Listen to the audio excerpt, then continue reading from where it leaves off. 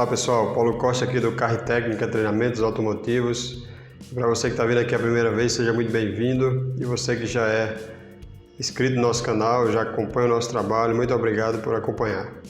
Pessoal, nós estamos aqui hoje com um caso que nós pegamos, ok? Fazendo um diagnóstico aqui na Natal Autotech de uma Santa Fé, onde esse carro chegou na oficina com a lâmpada da injeção acesa, reclamação de perda de potência e alto consumo, né? E ao funcionar o veículo nós vimos logo que existia um cilindro sem funcionar. Essa Santa Fé é uma Santa Fé 2.7 com motor V6, ok?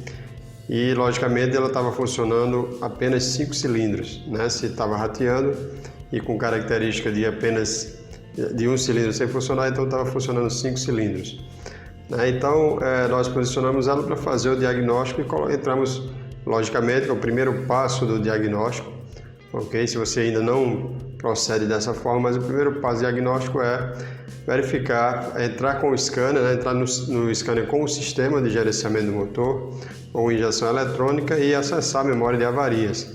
Dependendo de ter ou não falhas na memória de avaria, nós vamos verificar os parâmetros, analisar os parâmetros e ver se existe algum parâmetro fora do padrão. Mas aqui nós tínhamos uma falha, né? Como nós podemos ver aí, nós temos o código P0151, né? Então é um código genérico, ok? Ligados a emissões, tá certo? E como vocês podem ver na descrição, né? Sonda lambda 1, banco 2, tensão muito baixa. É um código presente e isso nos revela o quê? Que existe uma mistura pobre no sistema, né? No banco 2, a sonda lambda, né, passou um excesso de oxigênio pela sonda lambda e ela detectou, né, enxergou que existe uma mistura pobre baseado na informação, né, na tensão baixa, né, que é uma informação para a sonda. Então, para quem não sabe, a sonda lambda, quando ela está na sonda lambda convencional, né, a sonda lambda de banda estreita, então quando ela está com a tensão acima de 450 mV é considerada uma mistura rica e abaixo uma mistura pobre. Veja que nesse código de falha na descrição ele indica uma tensão baixa. Então os códigos padrão ABD2, os DT6, então eles são divididos normalmente em 5 códigos diferentes. Então cada um dá um direcionamento. Então aqui ela está informando não que a falha é na sonda lambda. Então existe sim uma tensão baixa, e tensão baixa, para quem já conhece, já sabe que é ligado à mistura pobre, né? Então essa mistura pobre é causada por quê? Né? Pelo quê? Então nós temos aí diversos tipos de possibilidades diferentes. Então vamos ver o que nós encontramos lá. Bom, então aqui nós temos o cilindro 2, né? O sinal, né, do secundário de ignição do cilindro 2. Então nós temos aqui o osciloscópio está com 1 milissegundo por divisão. Então nós temos aqui uma queima, tá certo? Um tempo de queima na ordem de 1,5 aproximadamente milissegundos, ok? Então vamos aqui seguir no cilindro 2, nada problema. Cilindro 4, também em boas condições. Cilindro 6, veja só a condição dessa tensão ou sinal do cilindro 6. Então nós temos aí um tempo de carregamento, né, bem, digamos, indicando uma anomalia aqui. Nós não temos o disparo, tá certo? E nós temos aqui um tempo de queima com uma pendente extremamente positiva, né? Então tanto é que a pendente aqui está tão se sobressaindo que o trigger, né, ele passou, né, o trigger passou a visualizar esse ponto, né? Nós temos um trigger por borda aqui, então automaticamente o sinal ele se deslocou para a esquerda devido ao trigger. Então o que caracteriza um tipo de sinal desse tipo, né? Isso aí caracteriza uma centelha acontecendo fora do cilindro, né? Nós não temos o disparo porque, como não existe uma resistência, porque o que faz, né, ter a tensão de disparo é a resistência, tanto a resistência do circuito, né, seja cabo de vela, seja a própria bobina de ignição, né, como também a própria vela de ignição, tá certo? Que possa estar com problemas, né, de fuga de corrente, e aí eu não tenho disparo, porque como eu não tenho resistência, a resistência e também a resistência aérea, né, nós citamos em um vídeo recente, nós temos também a resistência aérea que faz com que o pico de tensão ele aumente. Tanto é que se eu tiver um problema de compressão, né, de pressão de compressão no cilindro, eu também tenho afetado tanto o nível do disparo, né, como também a linha de queima, tanto a tensão quanto o tempo. E nesse caso aqui nós não temos tensão, pico nenhum de disparo, né? Então isso caracteriza uma fuga de corrente. Nós fomos, a partir dessa informação, avaliar de uma forma melhor. Primeiro nós fomos avaliar o primário. Então vejamos no cilindro 2 aqui, né? No cilindro 2 nós temos uma corrente aqui, nós temos 5 amperes por divisão, não é isso? Então nós temos aqui, ó, 5 amperes e aqui vai dar aproximadamente 7 amperes aqui, certo?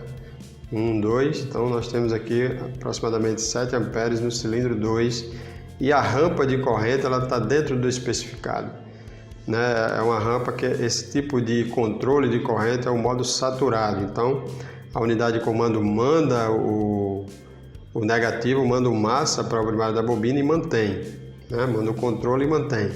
O outro modelo, que é o controle de corrente, nós temos uma rampa e depois a rampa ela se mantém durante um tempo ainda, né, com a corrente controlada.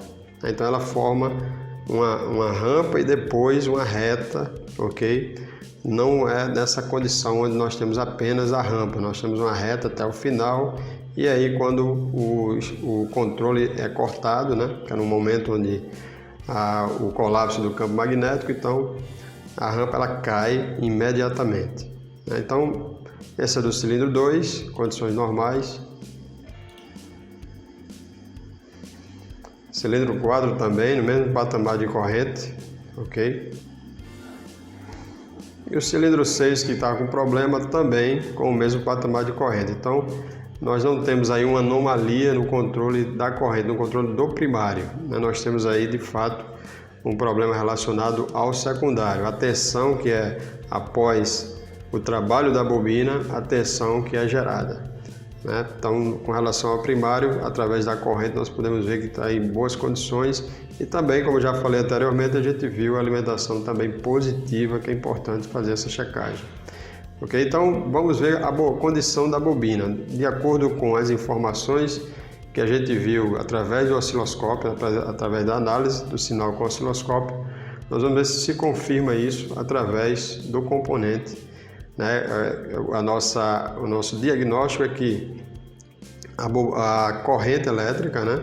Corrente gerada, transformada pela bobina, pelo transformador, ela está sendo aterrada, está havendo um encurtamento no circuito, ou melhor, ou de forma popular, um curto-circuito. Então vamos ver o componente para ver se ele vai nos confirmar essa informação. Então, como nós podemos ver aqui, nós temos uma bobina com indícios aqui, né, com confirmação, não é só indício, mas sim com uma informação para a gente que existiu ali umidade e realmente há uma fuga de corrente por esse componente, né? E daí por isso que justifica toda aquela condição de funcionamento, né, do motor e também a informação. E agora, por que estava indicando mistura pobre? Por que a indicação de mistura pobre, né, se eu tenho um problema relacionado à centelha? Nós sabemos que o estimado em condições de queima normal, ok? Quando eu tenho uma queima dentro das condições ideais de funcionamento, no escapamento nós temos algo em torno de 2% de oxigênio, né, após a reação química. Então nós temos 2% de oxigênio. Se eu tiver um cilindro onde não está havendo a queima dentro do cilindro, então esse oxigênio que entra, né, que é admitido pelo motor, então se não há reação, então esse oxigênio ele vai sair pelo escapamento. E como ele é em volume muito maior, né, a relação ar-combustível, a quantidade de ar, de oxigênio é muito maior. Nós vamos mostrar isso através do raster, né, como nós simulamos a mistura pobre para poder mostrar para vocês, para poder dar essa informação, mostrar quando a gente elimina, né, desliga uma bobina, para ver o que ocorre, como os gases de escapamento se comportam, né? Nós vamos ter um excesso de oxigênio e, consequentemente, nós vamos ter uma sonda lambda indicando uma mistura pobre. Ok? Então vamos ver o que nós verificamos lá no raster. Então, pessoal, para ficar mais claro aqui, então nós temos aqui a sonda lambda pré-catalisador, tá certo? E nós temos aqui a sonda lambda pós-catalisador. Então,